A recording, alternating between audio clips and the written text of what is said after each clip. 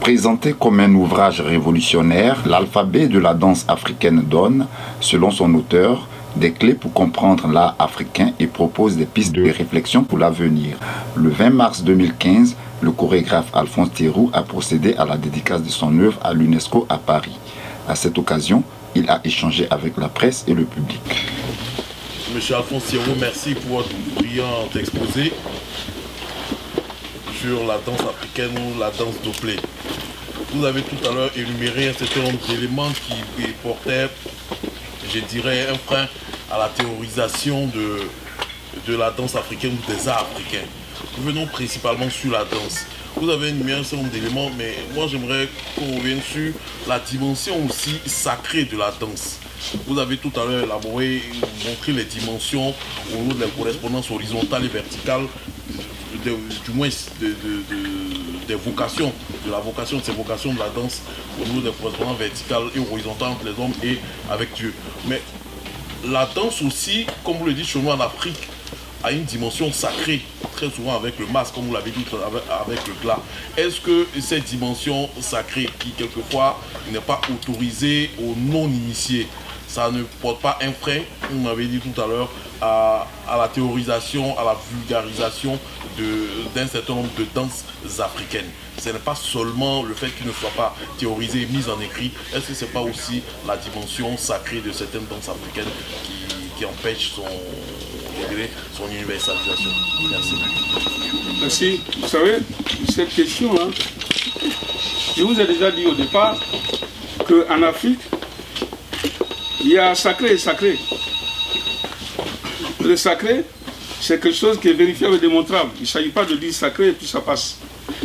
Je vous ai parlé tout à l'heure au début, je ne sais pas si j'étais là, que certaines danses en Afrique permettent d'élever les vibrations du corps, au point où ces vibrations se fondent avec celles de la dimension cosmique.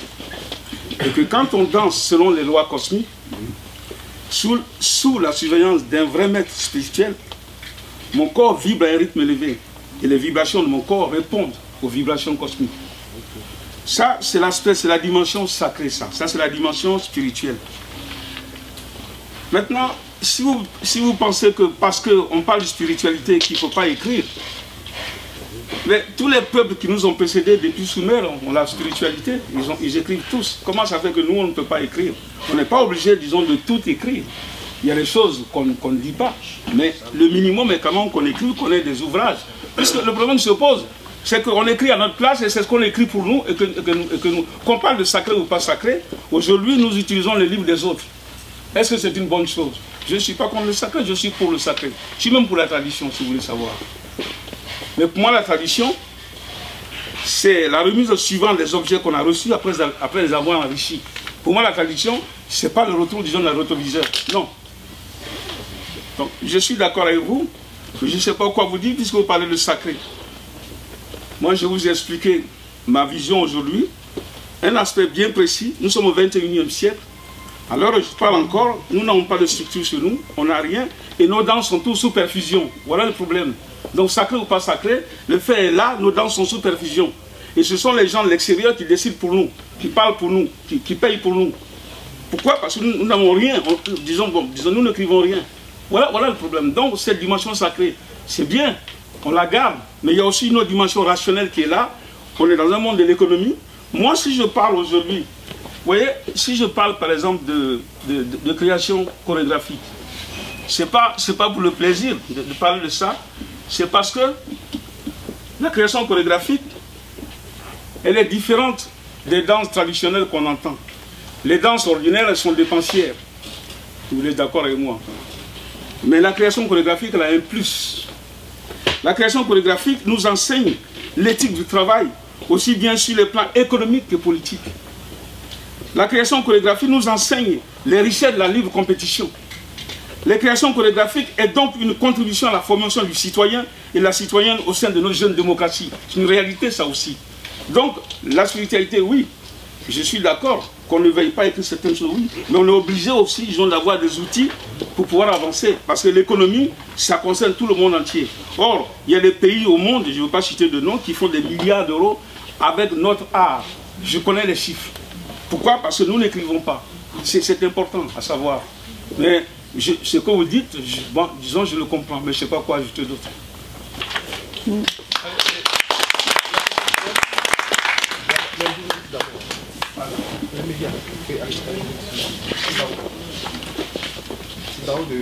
Malik Dao, Diaspora News.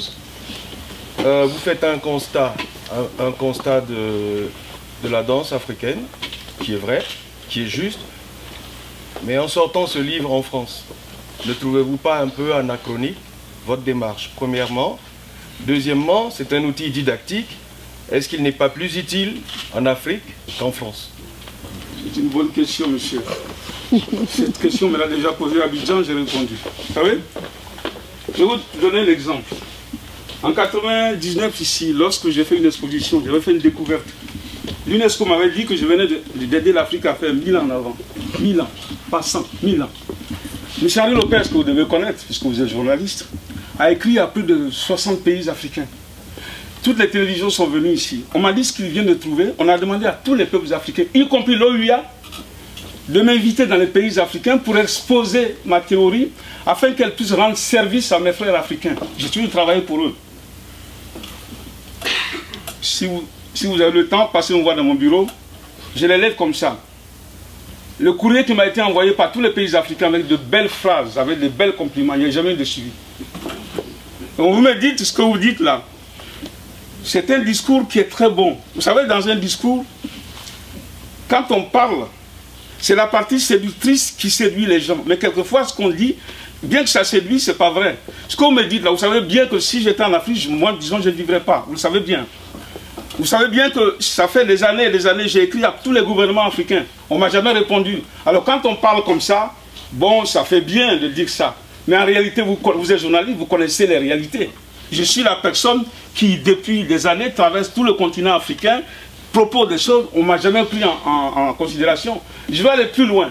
Ce sont mes élèves qui sont invités dans les pays africains, pas moi. Vous connaissez la suite, peut-être. Question de tribalisme et surtout de complexe d'infériorité. Voilà.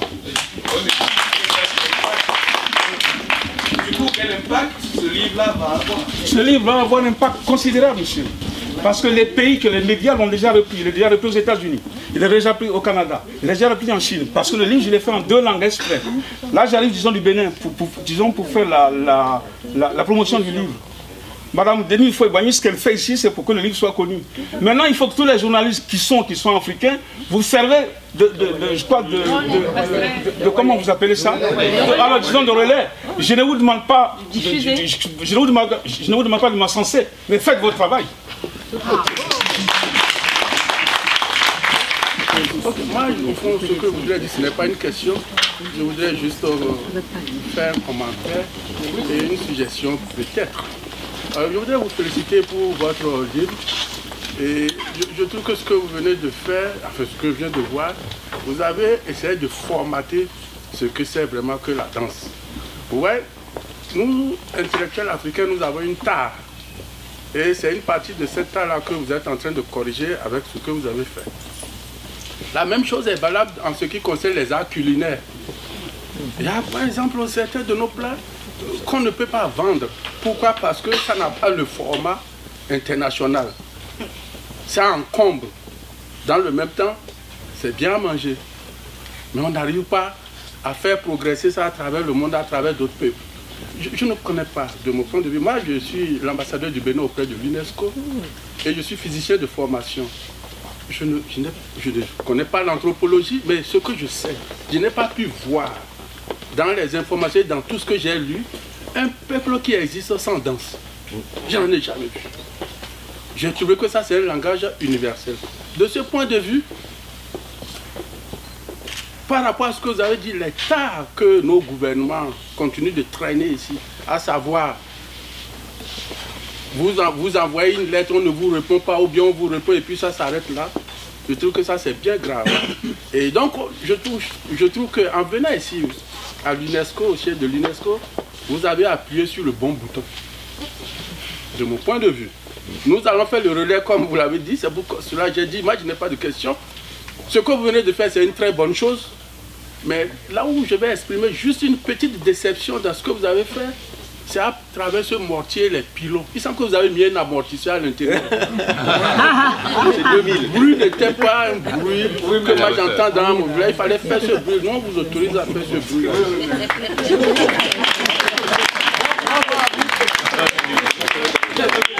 Je vais apporter de l'eau à votre moulin. Vous savez ce que vous venez de dire là? Vous savez, je connais le monde entier. J'arrive de la Corée du Sud, c'est là, bon. J'étais au Cameroun. Ce que vous venez de dire, hein, j'apporte de l'eau. Mais par des faits concrets, vérifiables et démontrables.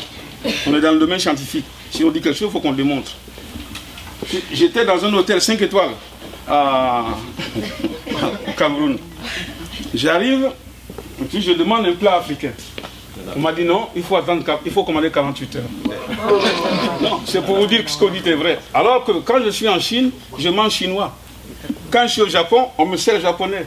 Quand j'étais en Corée du Nord, avec l'Opéra de Paris, on nous a donné une bière. C'était dégueulasse à boire. Ne buvez pas, tant pis pour vous. Nous, on ne sait pas pourquoi. On est là, on est dans nos pays, et on vous dit, il faut que je commande pour manger africain. La Côte d'Ivoire est peut-être le rare pays qui a sorti son épingle du jeu parce qu'à l'hôtel d'Ivoire, je connais, on fait du foutou. J'ai mangé là-bas, j'étais content, j'ai commandé. Mais dans beaucoup de pays africains, non, non, non, non, non, non, on ne veut pas manger ça, on n'en veut pas. Je vais aller plus loin parce que, disons, tout est lié, hein, c'est la même histoire. En matière de danse, je reviens d'un pays africain, je ne vais pas citer de nom parce que je n'aime pas la délation, ça ne sert à rien. Le problème, c'est qu'on comprenne. À l'heure où je parle, dans beaucoup de pays africains, ils organisent de temps en temps des manifestations qu'ils appellent des manifestations chorégraphiques, culturelles. Qu'est-ce qu'on fait? On fait venir des jeunes filles de 18 ans d'Occident qui arrivent là-bas. Et puis ces jeunes filles-là, on leur dit de donner des cours de danse africaine contemporaine aux Africains, aux artistes africains. Jusque-là, c'est bon, parce que je n'ai rien contre qu'ils soient blancs ou noirs, ce n'est pas mon problème. Mais ce que je constate, c'est que la jeune fille en question, elle est d'une ignorance insondable. Elle ne connaît rien en culture africaine, elle ne connaît rien en danse africaine. Pourquoi on la fait venir? Et c'est comme ça, on fait venir. J'ai formé la plupart des gens, moi, j'étais sur place. On n'a pas voulu que je donne un cours. On a voulu que ce soit les autres là qui donnent des cours parce qu'ils viennent d'ici, c'est là. Il a fallu que je fasse un article. Je n'ai pas voulu, j'ai fait un article, je donnais la presse, j'ai dit voilà. Moi, quand j'arrive dans un pays, il y a un problème.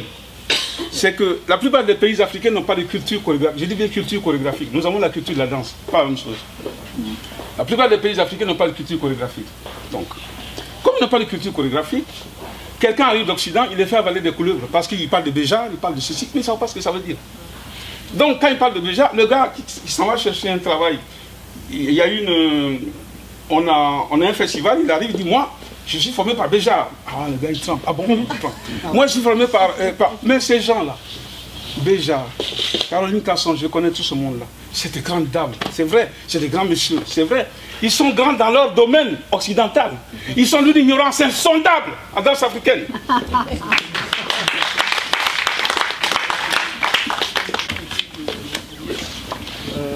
Vous avez dit, je vous cite, ce livre tord le cou au tribalisme. Là? Ce livre tord le cou au tribalisme. Oui, oui. Oui.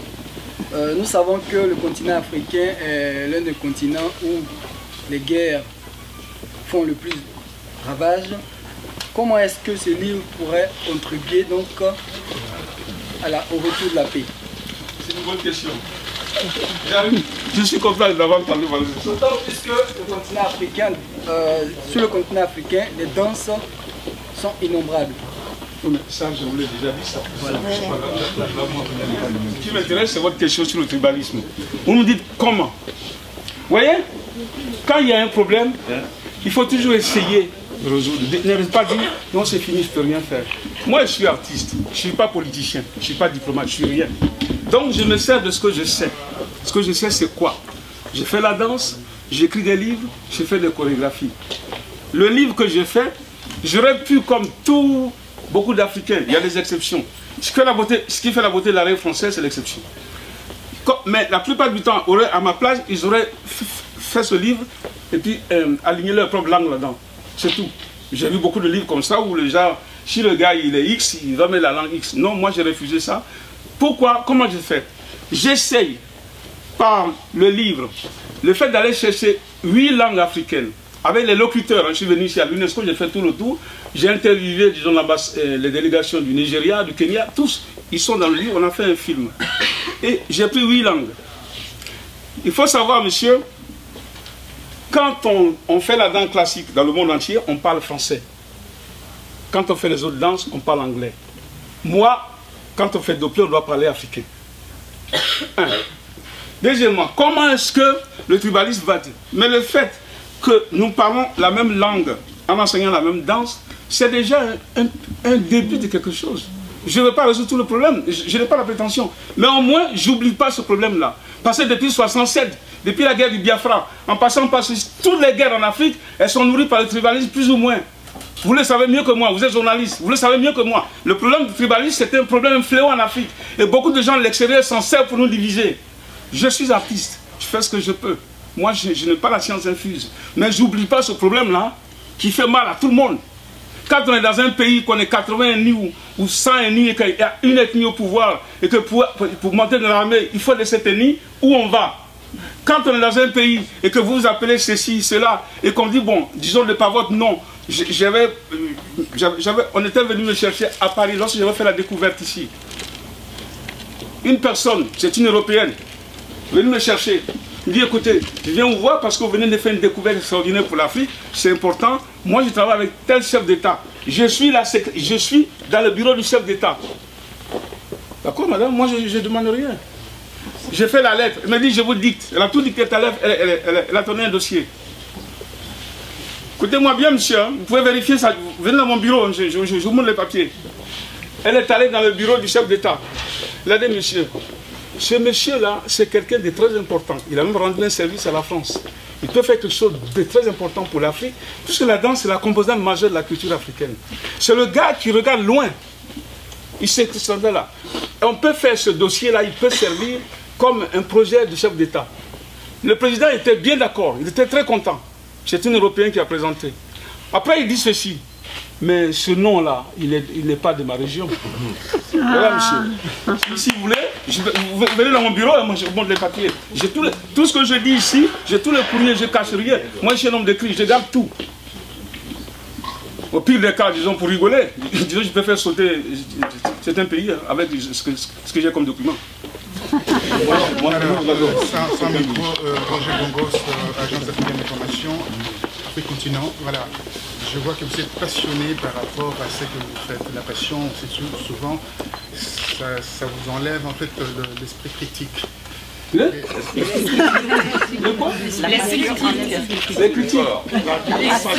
passion enlève l'esprit critique. Oui, vous allez continuer. Mais monsieur, vous savez que l'émotion n'est pas démonstration. Ok, allez-y. Très bien, vous m'avez coupé, mais non, c'est pour vous dire simplement. Je voulais simplement dire, vous avez parlé tout à l'heure de Béjar, que je connais très très bien, j'ai suivi un peu ce qu'il fait. Vous avez parlé aussi le style de Dupont, classique, enfin, la danse, tout cela, mais on peut marier en fait cette danse qu'on retrouve ici en Occident. On peut marier la danse qu'on trouve ici en Occident avec aussi celle qui est pratiquée. Et quand je dis pratiquée, parce qu'en fait, c'est pas mentionné quelque part, c'est pas écrit quelque part, c'est pas consigné. Alors, par définition, donc, on peut faire cet amalgame pour avoir en fait quelque chose qu'on trouve dans un monde, enfin, comme on dit, le monde devient un village. Alors, vous ne pensez pas par rapport à ce que vous faites, vous voulez cantonner en fait la culture, ou bien la musique, la danse africaine dans un contexte bien défini où c'est renvoyé dans des carcans où on ne peut pas s'y retrouver. Certes, vous avez écrit un livre que je n'ai pas encore lu, je prendrai la peine de peut-être l'acheter, mais ce que je déplore un peu en vous, il y a ces côtés panafricains qui ressortent. S'il te plaît, la question. La question, elle est là, la question. Alors, je souhaiterais savoir, vous êtes dans le temple de la diplomatie, là où il y a des ambassadeurs, ou si on peut immatérialiser un peu un concept, mettre ces concepts dans un endroit où on peut avoir un financement. Est-ce que vous avez fait une démarche là-dessus pour pouvoir, bien sûr, avoir quelque chose et développer cette danse africaine que vous aimez tant?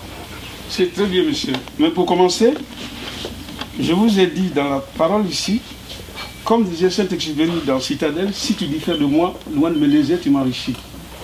Si je viens vous voir, monsieur, vous me parlez de danse classique, de danse jazz, de toutes les danses occidentales ici. Pour commencer, monsieur, je ne suis pas contre ces danses. Je les aime bien. Mais si je viens vous voir, vous, et que je fais une demande, si je viens vous voir sans une idée, je partirai avec vos idées, monsieur. C'est ça qui se passe en Afrique. Quand ils arrivent, ils imposent leur danse, ils imposent leur manière de danser, leur technique de danse. Ils ne veulent pas entendre parler de nous. Voilà ce que je dis, je ne suis pas contre. Mais disons, pour qu'il y ait union, il faut que l'un, de quoi qu'on se croise. Comme ça, on se voit. Mais jusqu'à présent, maintenant, je parle en connaissance de cause. C'est moi qui ai mis en place, monsieur, ce que vous appelez aujourd'hui danse africaine contemporaine en Afrique et en France. C'est moi. Au début, j'avais fait ça parce que je me suis dit, bon, on va au moins, disons, se croiser. Parce que, l'amour se fait à deux, hein. À sens unique, ça ne va pas. Donc, il faut qu'on tienne compte, ce que je dis, il faut qu'on tienne compte de la technique africaine qui existe depuis Babylone. Ils ont leur technique déjà depuis le XVIIe siècle, les classiques. Je ne suis pas contre, mais il faut qu'on se croise.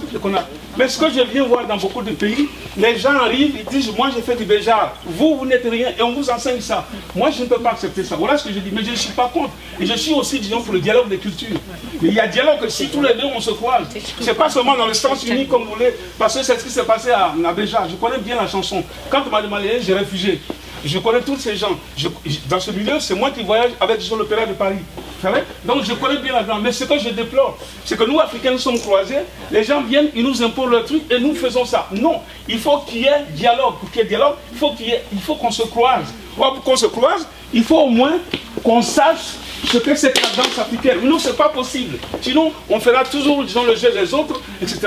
Maintenant, disons, vous me demandez si je viens demander des subventions. Non, monsieur, moi, depuis que je suis ici, je ne demande pas de subvention. Je m'en dis plus loin, c'est peut-être pompeux. On vient me chercher, parce qu'on a mon travail, il devient incontournable dans le monde. Tout ce que j'ai, l'exposition que j'ai faite ici, c'est l'UNESCO qui est venue me chercher. Elle a fait le tour du monde. Quand j'ai écrit une lettre aujourd'hui, pour aller sur ce qu'a dit le monsieur, disons, du Bénin, quand j'écris une lettre ici, et que je fasse une demande, la demande elle atterrit. J'ai écrit un gouvernement, la lettre atterrit sur un centre culturel étranger. Je crois que vous le savez mieux que moi. Donc ce que je dis, je ne suis pas contre la danse classique, la danse occidentale. Je ne suis pas contre les occidentaux. Mais je dis que pour aller vers vous, il faut qu'on se connaisse. Or, nous ne voulons pas. Maintenant, si nous traduisons en complète infériorité, qu'on ne veut pas se regarder en face, moi, ça ne m'intéresse pas. De même que je ne me blanchis pas la peau.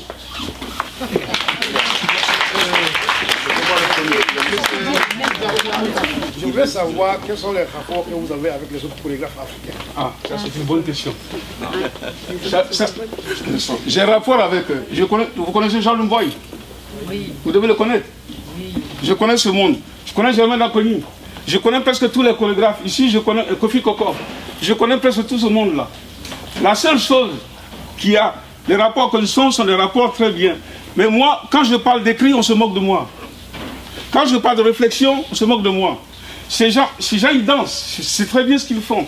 Mais sans réflexion, nous ne pouvons pas aller loin. Mais ces gens, je les connais, je les aime bien. On a même essayé, Mboy, Elsa Voliaston, Germain Laconi, ici, on a essayé de monter un diplôme, ça n'a pas marché. Parce que les pays africains ne nous ont pas soutenus.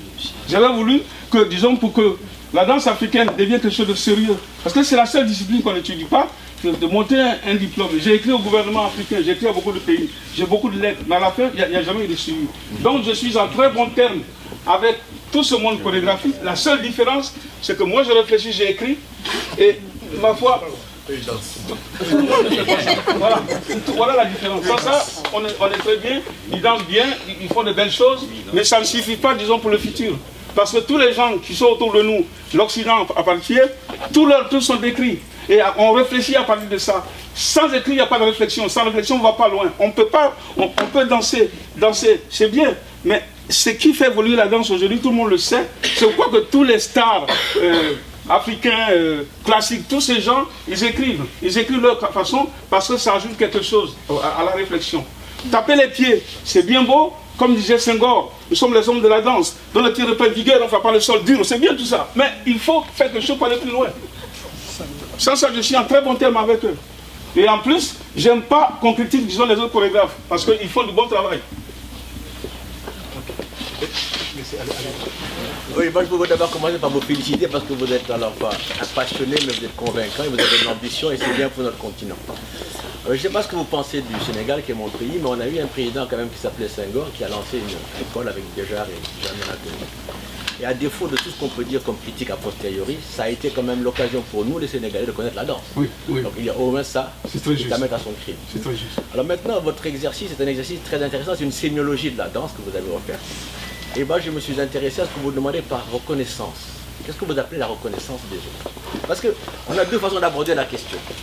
On peut dire qu'on est des artistes, on crée, et que tout public peut aimer, ne pas aimer, puis on crée pour créer. Mais ensuite, quand vous demandez une reconnaissance, on a l'impression que vous exigez, que vous revendiquez une reconnaissance. Est-ce que c'est celle des institutions culturelles, comme les académies, des choses comme ça? Est-ce que c'est celle des professionnels? Est-ce que c'est celle du marché? Ou est-ce que c'est celle des grands publics du monde entier?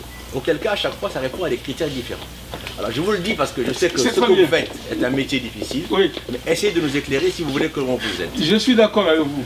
Moi, quand je parle de reconnaissance, il faut prendre le journal Le Monde.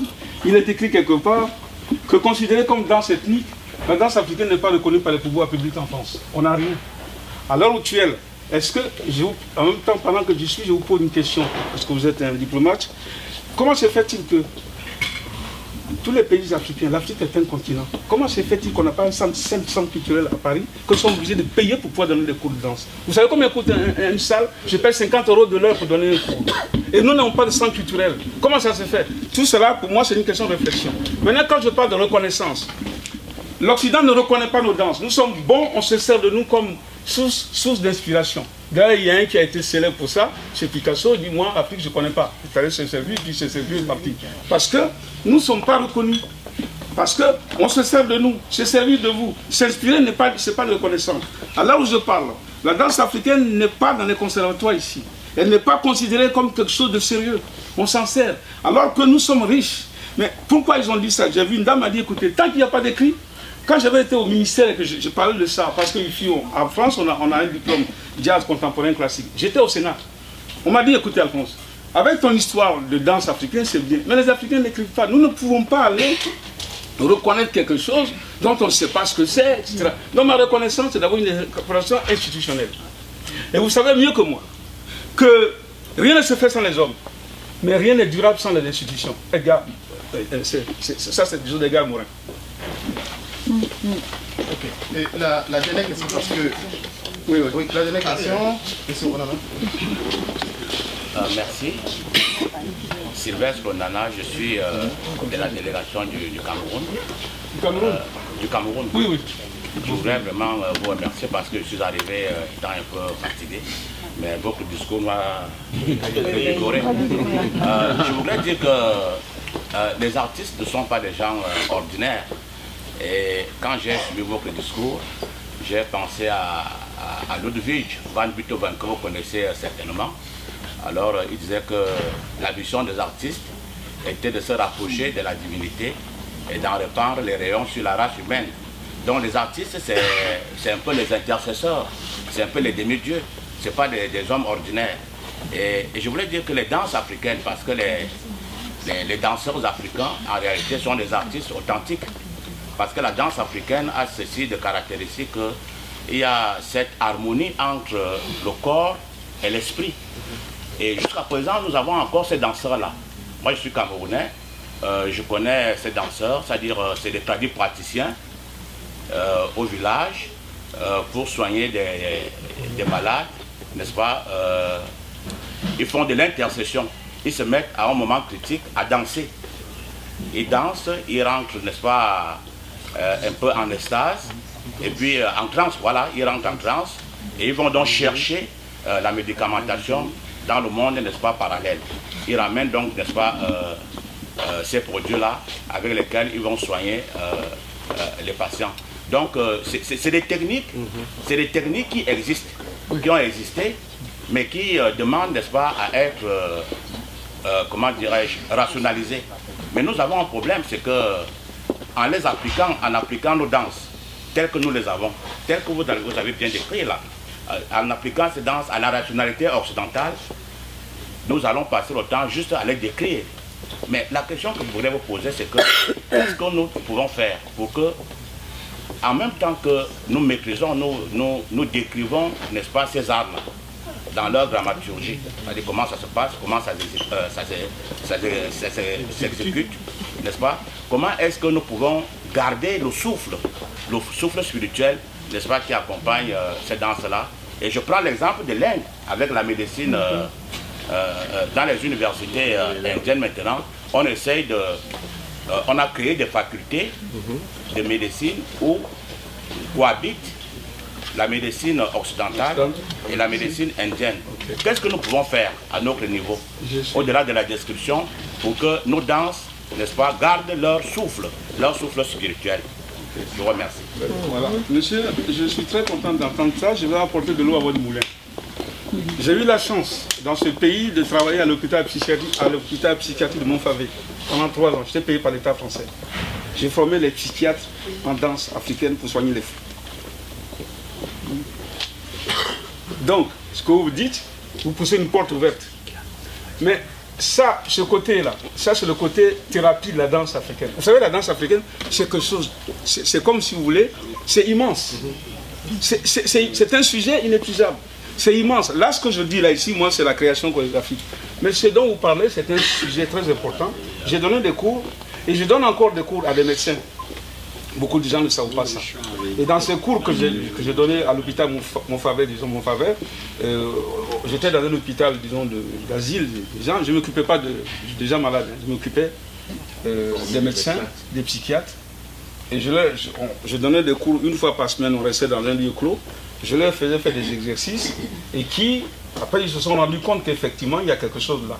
Mais ce que vous venez de dire, vous savez, monsieur, on va parler, on va se comprendre. Vous savez, ce qui fait la force des maîtres, c'est de ne jamais tout révéler.